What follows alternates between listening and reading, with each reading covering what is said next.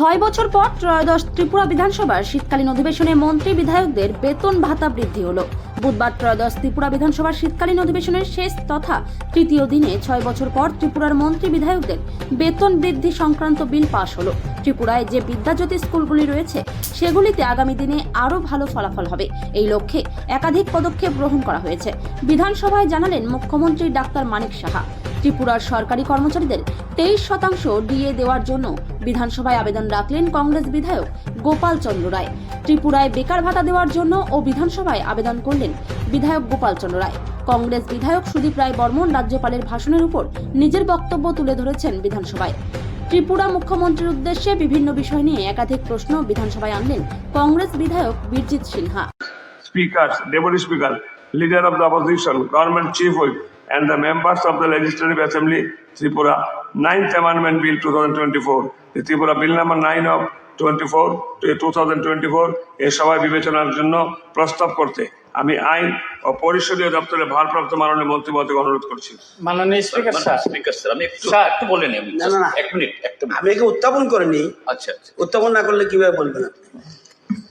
The salaries, allowances, pension and other benefits of the Minister, Speaker, Deputy Speaker, Leader of Opposition, Government Chief Whip and the members of the Legislative Assembly Tripura, 9th Amendment Bill 2024, the Tripura Bill number 9 of 2024 be taken into consideration. এখন আপনি বলুন। Sir, আমি যে বিষয়টা এখানে রাখতে চাই, salary বিল বা স্যালারি হাইক হোক, আমি তার বিরুদ্ধে না। এটা টাইম টু টাইম লেজিটিমেটলি হওয়া দরকার। আমি সেদিনও বলেছিলাম যে অতীতেও এরকম হাইক হয়েছে, এটা লেজিটিমেসির মধ্যে রেখে।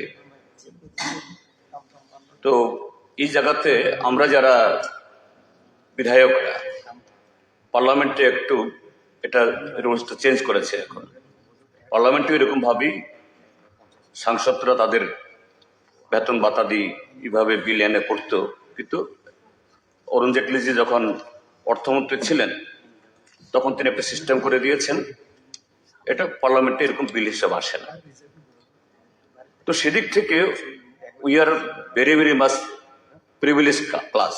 আমরাই আমাদের বেতন ভাতা আমরাই বাড়াচ্ছি, আমরা কারো যেতে হচ্ছে না। তো সেদিক থেকে যেভাবে হয়েছে প্রায় অলমোস্ট 100%, এটা আমাদের রাজ্যের অন্য সেকশনের পপুলেশনের কাছে একটু তাদের এভাবে আপডেট করতে পারছি না। তো এই সময়তে এটা বোধহয় ঠিক হয়নি, আমি এটা বলতে চেয়েছিলাম। তার সাথে আমি যেটা বলতে চাই, যেটা মাননীয় পরিষদীয় মন্ত্রী বা ট্রেজারি বেঞ্চ তার বিবেচনার জন্য, আমরা যেহেতু অন্যান্য সুযোগ সুবিধা আমরা বাড়িয়েছি, ঠিক আছে, এই হাউসে অতীতে নির্বাচিত হয়েছেন এরকম 12 জন সদস্য আছেন বিভিন্ন সময়েতে, 1981 থেকে 2016 অব্দি বিভিন্ন সময়েতে পেনশন পাওয়ার ক্ষেত্রে তাদের যে এই লাস্ট বাট ওয়ান অ্যাসেম্বলিতে উনি এখানে দাঁড়িয়ে 5% ডিক্লেয়ার করেছিলেন, সুন্দর লেগেছে। পরে অবশ্য মন্ত্রিসভায় পাশ করিয়েছেন, তারপর আবার 3% দিয়েছে। এখন বক্তব্য হলো হাইকোর্ট সুপ্রিম কোর্ট বলছে এটি যে রাইট, কিন্তু কোথাও কোথাও বলছে না, এটা গভর্নমেন্টের নির্ভর করবে, গভর্নমেন্টের উপর। কিন্তু যেহেতু মুখ্যমন্ত্রী ভালো মানুষ বলছেন, কারণ আজও সুধীরবাবু চেয়ার টানার উপর অনেকে বলে আমাদের কাছে এসে, পক্ষে বিপক্ষের লোক তো আসে, সুধীরবাবু 3rd পে কমিশন দিয়েছেন, এখনো মনে করবো যে এটা ওনার জন্য বেঁচে আছে, স্যার পেনশন বেশি পাচ্ছি, আপনি কেন ইতিহাস করবেন না? তাইলে 23% দিয়েছেন। আর এবারের যে লাস্ট ইয়ারের যে আপনার পে কমিশন এখনো গঠন হয়েছে কিনা জানি না, অ্যানাউন্সমেন্ট হয়নি যদিও, এটা করলে আরো ভালো।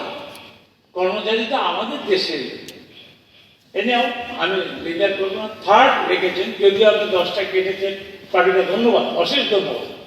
আপনি তো 50% কেটে দেন আমার প্রশ্ন, নো স্পেসিফিক